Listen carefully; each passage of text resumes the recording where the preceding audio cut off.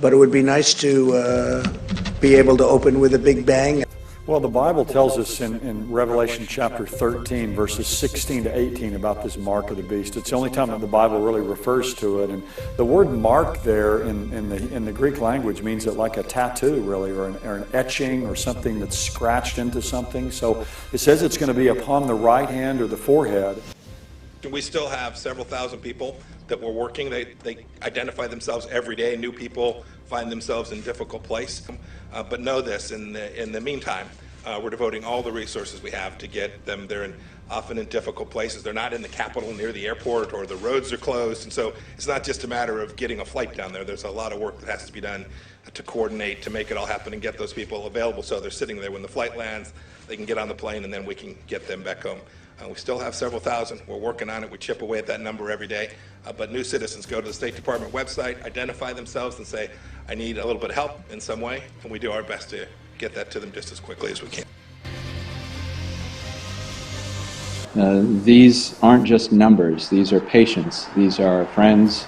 These are families. These are loved ones.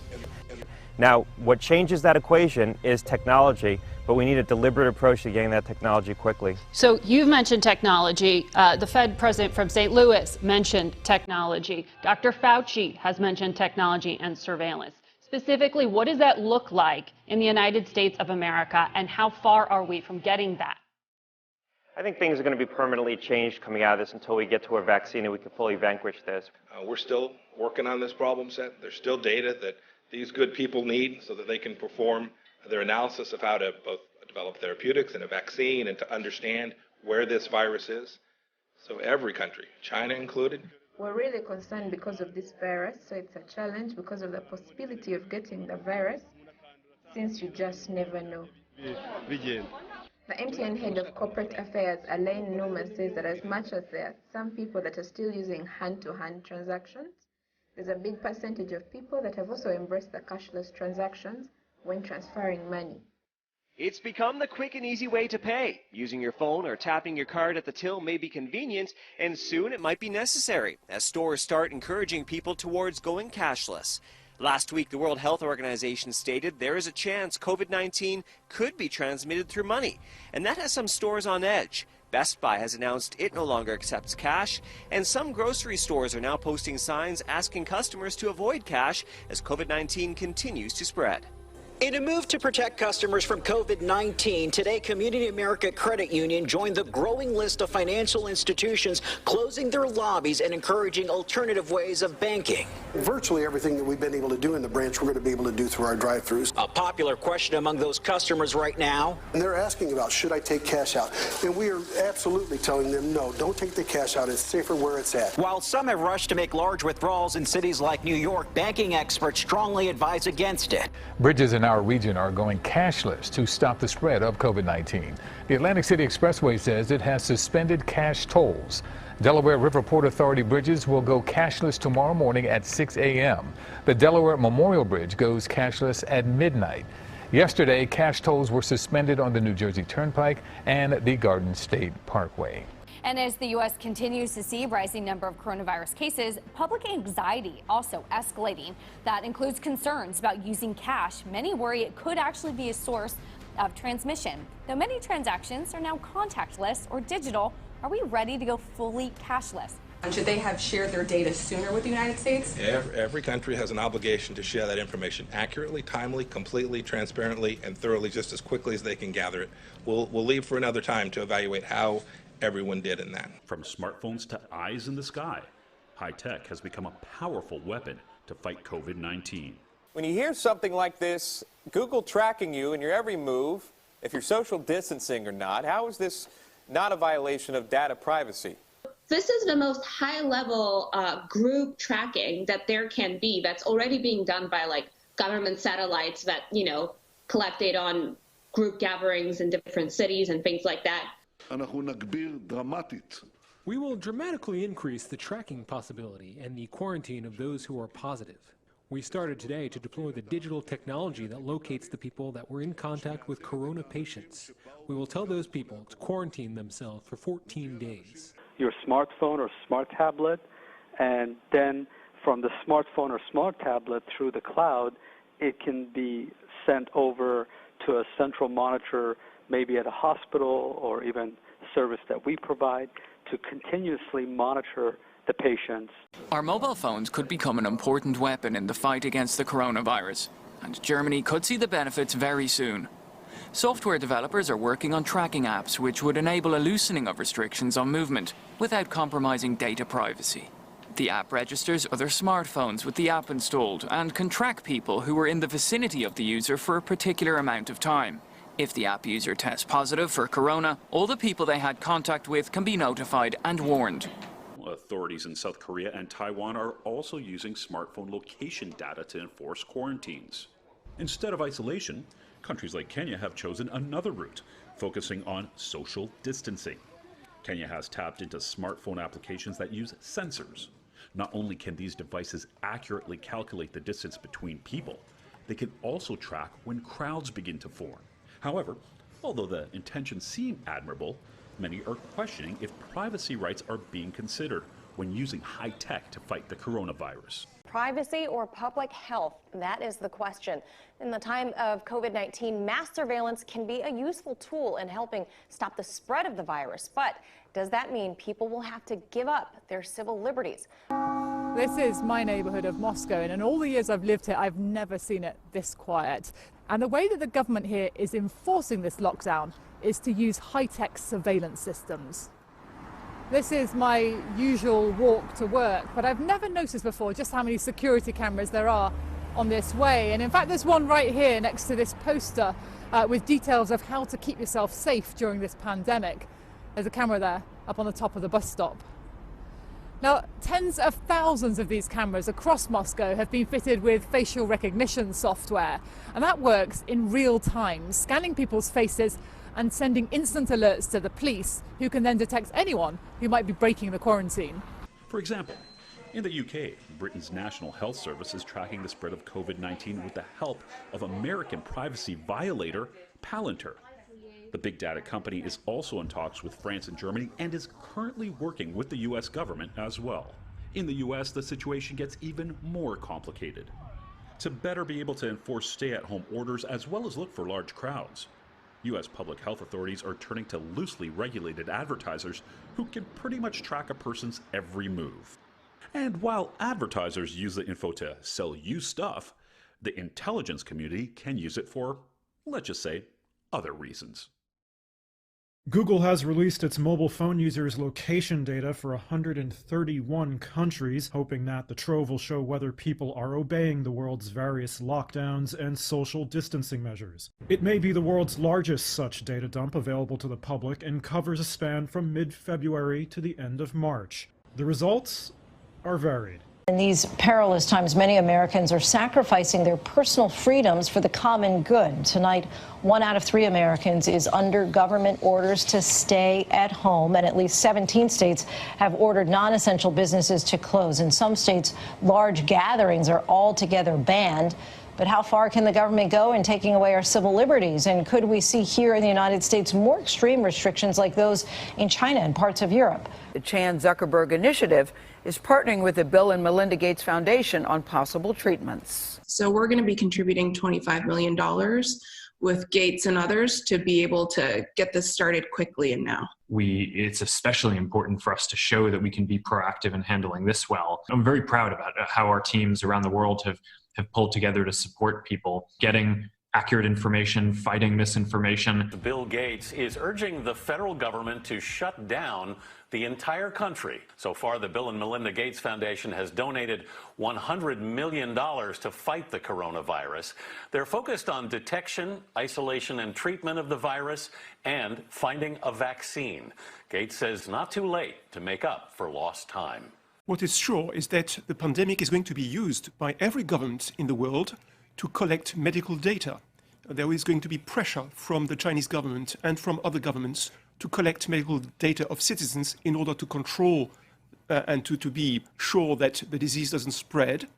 And that's very interesting for insurance companies, which in fact use these data for their own purpose. Well, by now we're all aware of social distancing, but apparently the folks in Minnesota seem to be doing it better than most others. A data company using cell phones is now tracking how many people really are staying inside, and Minnesota gets top marks. On Tuesday, Minnesota was awarded an A grade for social distancing. It came from the website Unicast. They claim Minnesotans have cut down on how much they travel by about 45%. How do they know? From our cell phones. We are installing apps on our devices. The most common data that gets sold from our phones is our active real-time location. These companies are able to tell when we're outside of a building. They can tell when we're inside of a building. They can even track our altitude. They're able to tell when we're on different floors of a building from other people. So it's very specific and it's in real time. Unicast won't say what apps they partnered with, but Lanterman says it's likely most of us have them on our phones. Without question, these are some of the most popular applications on the App Store. Whenever we gain convenience from technology, we always give up a little bit of security.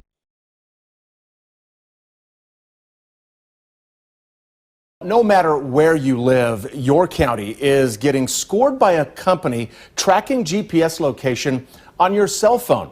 KCTV5's Emily Rittman shows us which counties are passing and which ones are failing. The company Unicast was already tracking cell phone location data for their clients. Now they are using that information to see if people are practicing social distancing. Here in the metro, you can click on Kansas or Missouri to see how your county is doing. Let's first take a look at Johnson County. Today, Antioch Park was full of Space to Park visitors. The Home Depot in Merriam had a fairly full parking lot of customers. I would say it's probably more than half are listening and staying home. My normal traffic is like a ghost town. So far, Unicast gives Johnson County an A- on their COVID-19 social distancing scorecard. But at this point, what we are doing in terms of assistance is providing what most of these countries need to learn how to do surveillance themselves, to learn how to conduct tests themselves, to learn the things that can reduce the peak in their countries. Those are the kind of things. And we've been doing this, you should know. The United States has been incredibly generous. We have CDC officials like no other country in the world out helping these nations build out their healthcare, global epidemic healthcare infrastructure. It's good people like that you see sitting to my right that have been working on this all their life, all around the world, putting these countries in a place where they're better prepared for a virus like this one. Neighbor Island officials say they're doing everything in their power to inform and protect their communities. That includes issuing citations and even arresting those who disobey the order. Kauai isn't messing around. They arrested a 62-year-old Florida man for violating the mandatory 14-day quarantine order. There's definitely a lot less people out and about. Traffic is less, especially in the morning and evening rush. Wauwatosa Police Captain Brian Zalewski says for the most part, people seem to be complying with the state's safer at home order. There are a lot of exceptions that do allow people to leave their houses.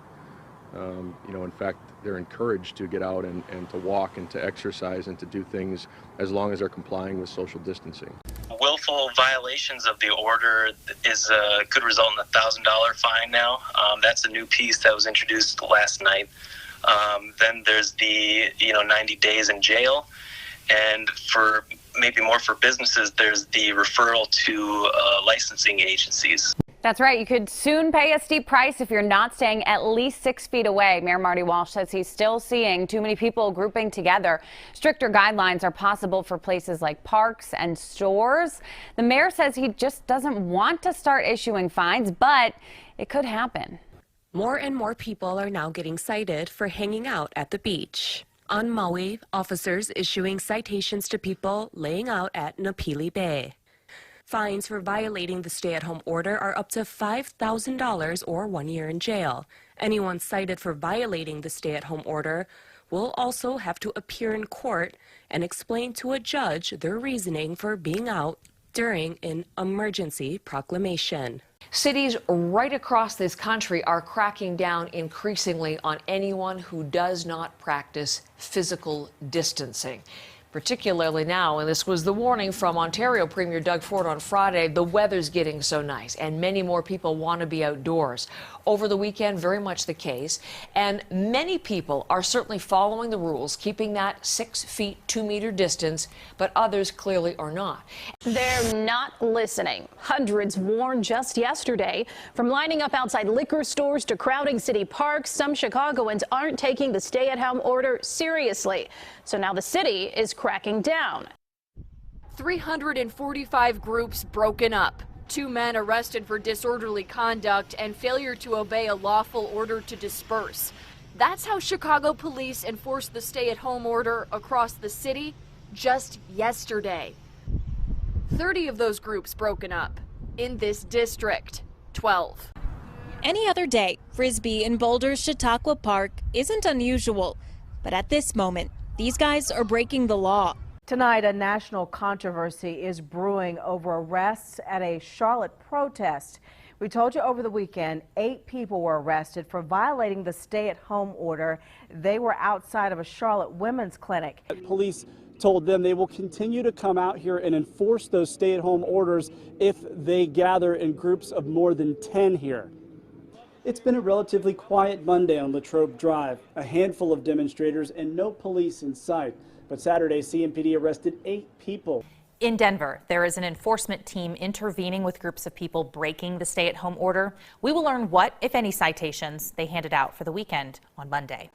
Stores like Walmart and Target are 2 of the last remaining mega retailers open for you to shop at. And this is the first weekend both stores have made changes to their policies, trying to make you feel safer as you shop. At Walmart, 1 entrance is closed, funneling customers through 1 area.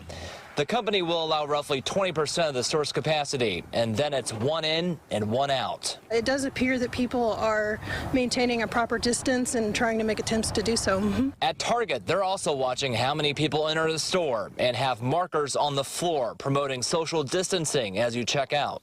Well, attention Walmart shoppers. Some big changes are coming to the area's biggest retailer. Walmart will start keeping count and limit the number of customers that come through its stores. Turning to the province of Quebec, where we await a court appearance in the province today for a young man who's been charged after a security guard at a Walmart store in Sherbrooke was hit by a vehicle over the weekend. The guard enforcing physical distancing. And it was Saturday when the 25-year-old suspect showed up at the Walmart with his girlfriend, or his partner anyway, to go shopping. The security guard was standing outside saying only 1 person per vehicle can come inside the store. It's, to keep people apart. It's been going on in several stores across the country. Well, the customer didn't like that. He got back into his vehicle and eventually, according to police, targeted the security guard and ran him down with his vehicle. Police say the security guard was actually on the hood. The driver made a maneuver and the man fell off the hood, smashed his head on the asphalt, and now he's in hospital he was in critical but stable condition, apparently breathing on his own, but really in rough shape. Juan, Sharon, this is all happening out here in the Port of Los Angeles. There's the Mercy right there. Yesterday, this came out as a train derailment. It came out as an accident. Today, we're learning something a lot more nefarious going on out here. There's that locomotive basically ran off the end of the tracks, almost making it over towards the Mercy. Very, very close indeed. Now, a California Highway Patrol officer actually witnessed the accident and saw the locomotive's engineer running from the scene. He was taken into custody yesterday, but today, he started talking about how he was trying to make his way to the Mercy to damage it, to let people know what's really going on the ship. On the point about the 5G masts, thank you again for mentioning it. The stories somehow got about that they play a role in the spread of the disease. That's just nonsense, dangerous nonsense as well. And I'll hand over to Steve to say a little bit more about the vital importance of knocking down this rubbish. Yes. So the 5G story is complete and utter rubbish. It's nonsense. It's the worst kind of fake news. The reality is that the mobile phone networks are absolutely critical to all of us, particularly in a time when we are asking people to stay at home and to not see relatives and friends. But in particular, those are also the phone networks that are used by our emergency services and our health workers. And I'm absolutely outraged, absolutely disgusted that people would be taking action against the very infrastructure that we need to respond to this health emergency. It is absolute and utter rubbish. Thank you, Mr. President. There's breaking news today and a couple of reports from a couple different outlets that Jared Kushner's team is seeking to create a national coronavirus database, a tracking system for patients who've been diagnosed. Now, his spokesperson said that that's not true. Yeah, it's not. I have never heard about it. Doesn't sound like a bad idea, actually, but I have not heard about that. Be okay with it if it. I don't know if I'd be okay. I have to see it, but it sounds very scientific, and it sounds like it could be good based on tracking. The governor's orders shutting down non-essential businesses and telling people to remain in their homes may seem like martial law. In a time of pandemic, the government may expand its control over individuals to serve the greater good. But what about the danger to civil liberties and finding a balance? They say this too often. Fears aroused by disease and epidemics have justified abuses of state power. Highly discriminatory and forcible vaccination and quarantine measures adopted in response to outbreaks of the plague and smallpox over the past century have consistently accelerated rather than slowed the spread of disease while fomenting public distrust and, in some cases, riots. If you spent any time online, you've seen the rumors about whether martial law is coming. But is that something that could actually happen here? I am not calling for martial law. That is a rumor, and that is false. Last week, Dr. Michael Ryan, he's a leader at the World Health Organization, announced that in response to the spread of this virus, authorities may have to enter people's homes and remove family members, presumably by force.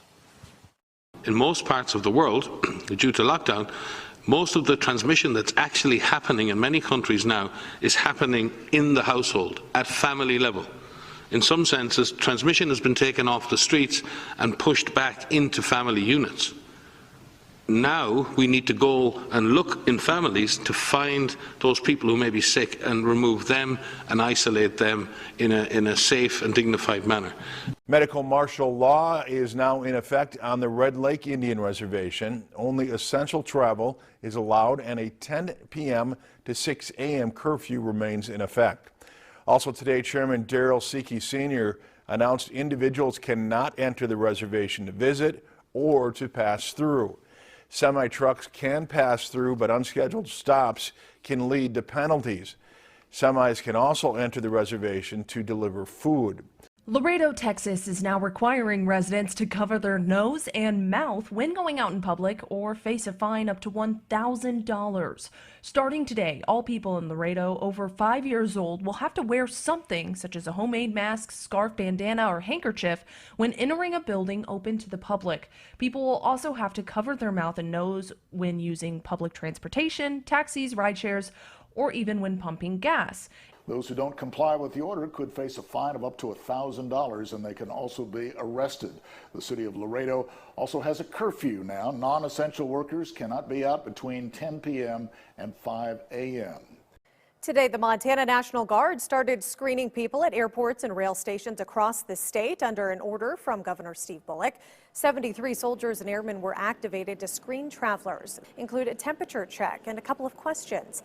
The Great Falls International Airport tells us they believe this is what they need to do right now. Now, in response to the growing number of coronavirus cases, Governor Sisolak activated the Nevada National Guard. Now, this morning, we're getting a better idea on what exactly the role will be that they'll play. Kalina, some of the guardsmen who will help us during the pandemic might have signed up in a recruitment office, just like this one behind me right here on Silverado Ranch. Now, military officials say the guardsmen have always been a part of our community.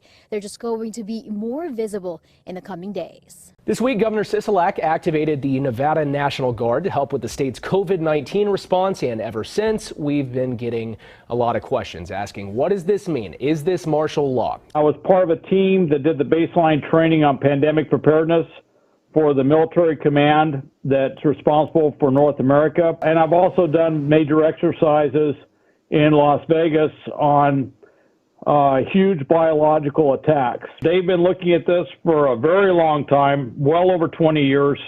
There are plans on what to do. The governor activated the National Guard, but has not handed over law enforcement duties or powers to the Nevada National Guard. That would be martial law.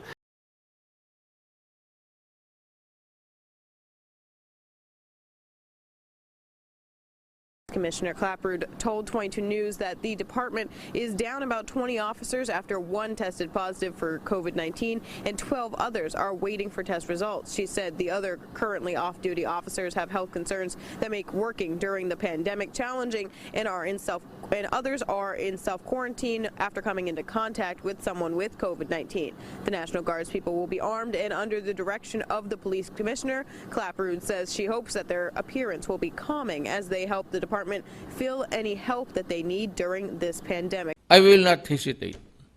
My orders are sa police pati military, pati mga barangay, na pagka ginulo at nagkaroon ng okasyon na lumaban at ang buhay ninyo ay nalagay sa alanganin, shoot them dead. That China has a responsibility to get correct figures. How would you broadly characterize cooperation with China right now?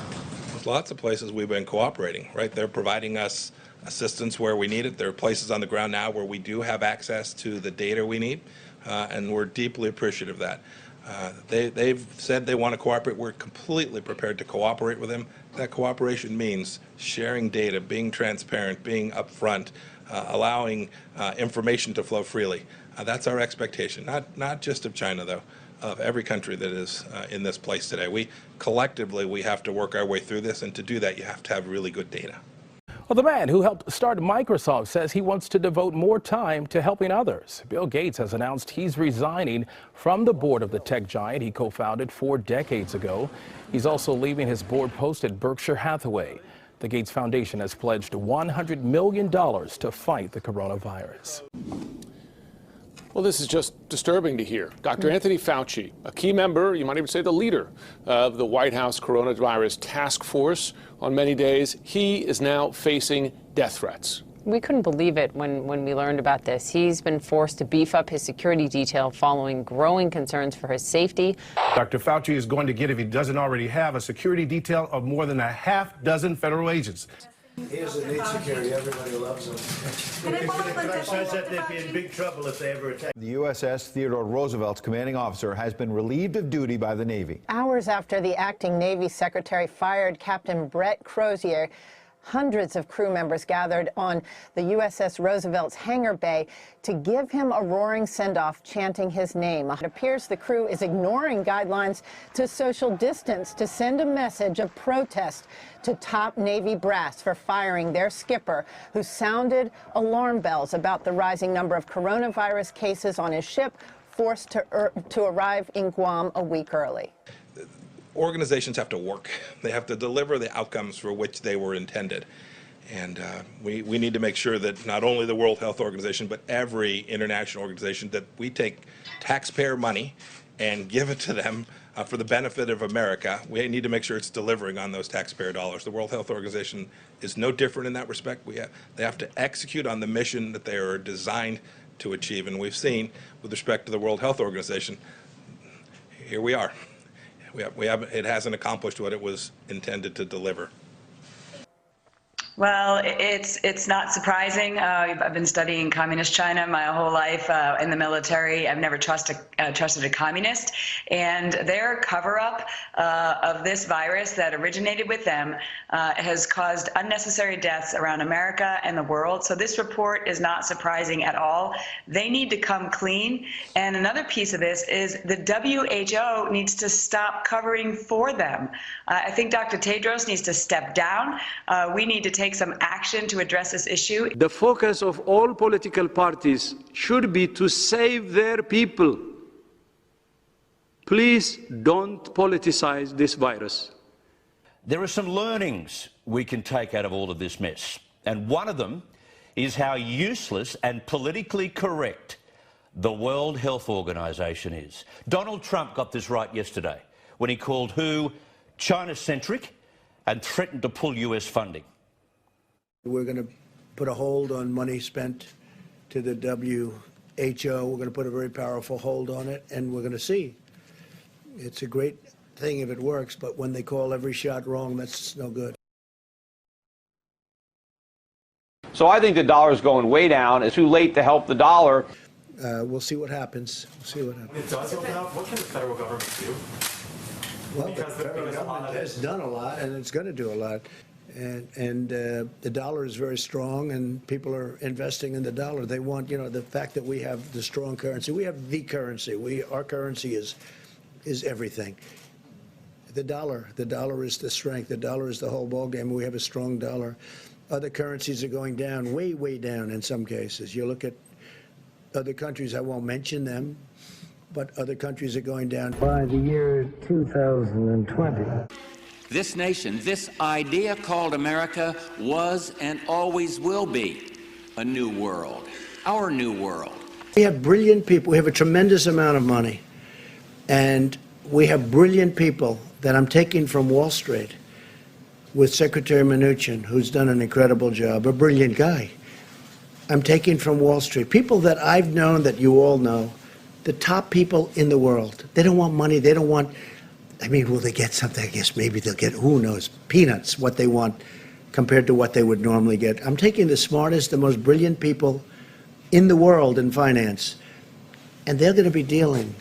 I'm not going to hire somebody that's never done it, that's a political person or anything else. We're getting the most brilliant financial minds in the world. I know all of them.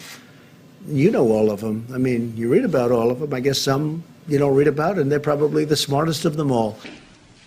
It is a big idea, a new world order, where diverse nations are drawn together in common cause.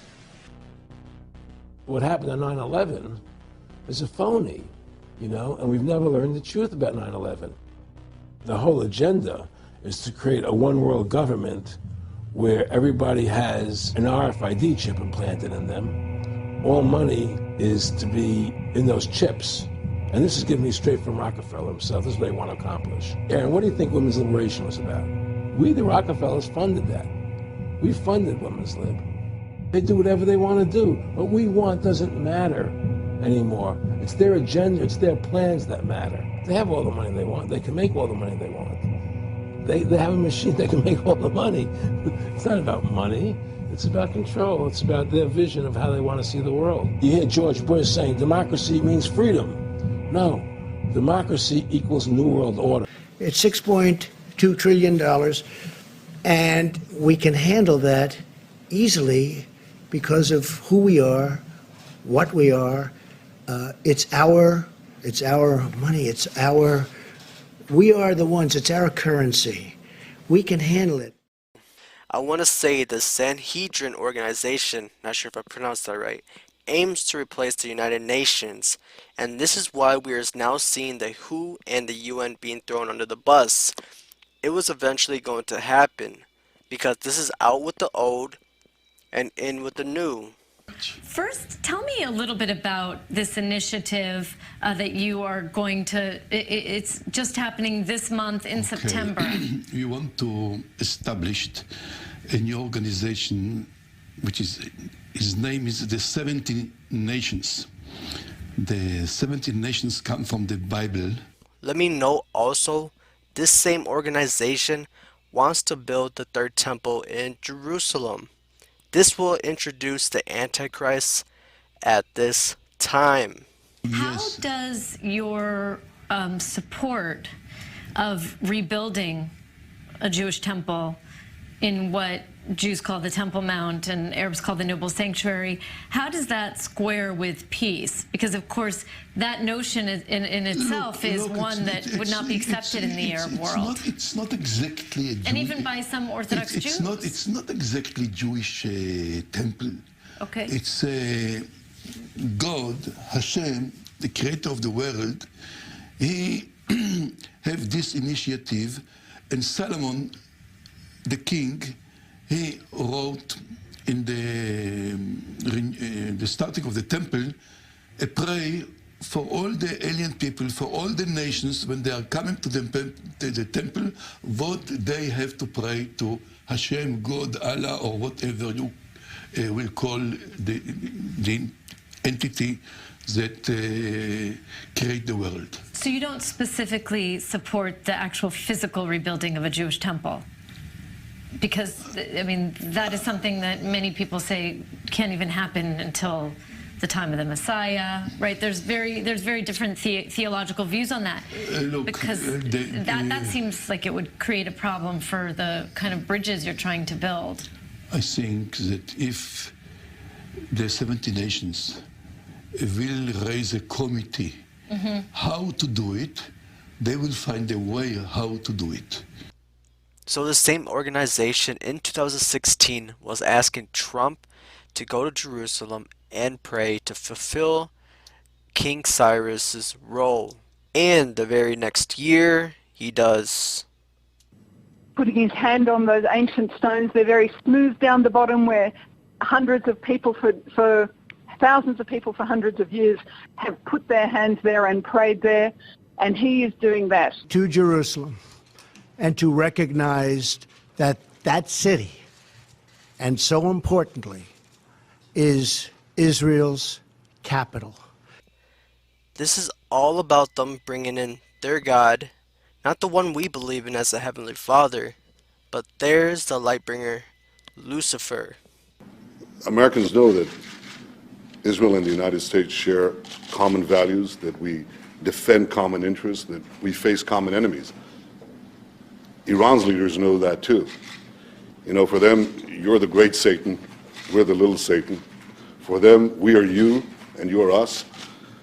And you know something, Mr. President? At least on this last point, I think they're right. We are you and you are us. We're together. So if there's one thing that stands out clearly in the Middle East today, it's that Israel and America stand together. Thank you very much. I don't know what's happening. And I don't know why President Obama hasn't supported Joe Biden a long time ago. There's something he feels is wrong. Why isn't he'll come out? I'm sure he's got to come out at some point.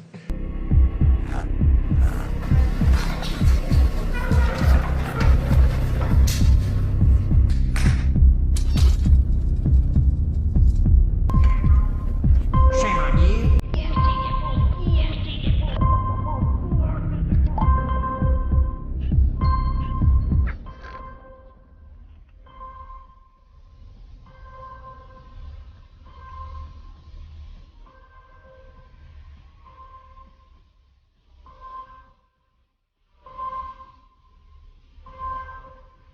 I don't know what's happening.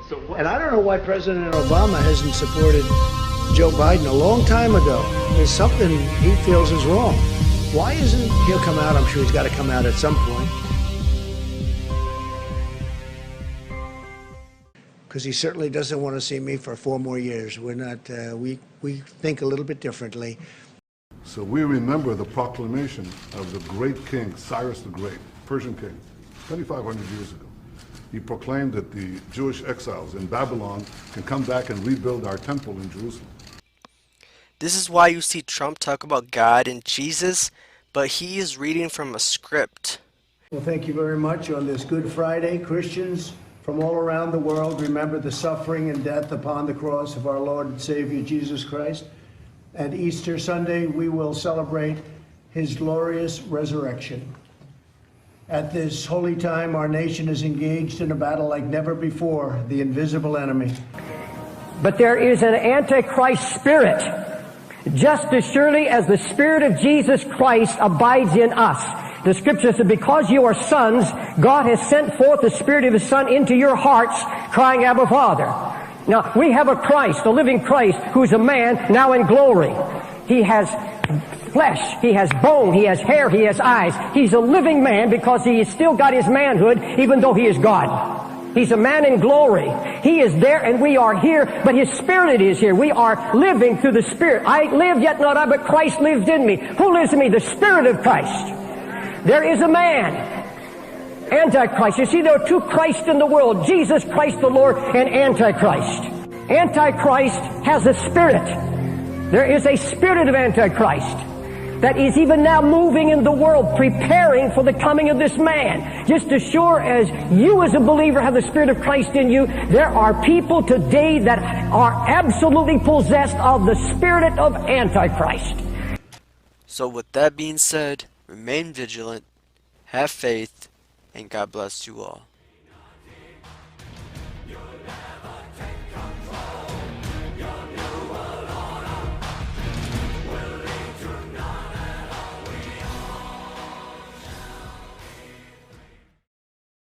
A correspondent for GQ magazine tweeted out, "Who's the S-hole country now?"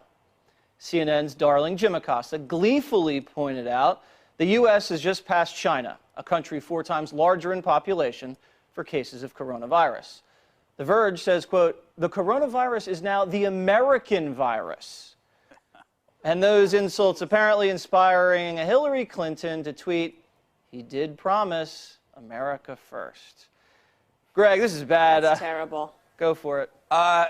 You know, I can't believe I'm going to say there are no words for Hillary Clinton. You know, she's not only stole this joke, it's not even a good joke, and the joke is based on the suffering of others.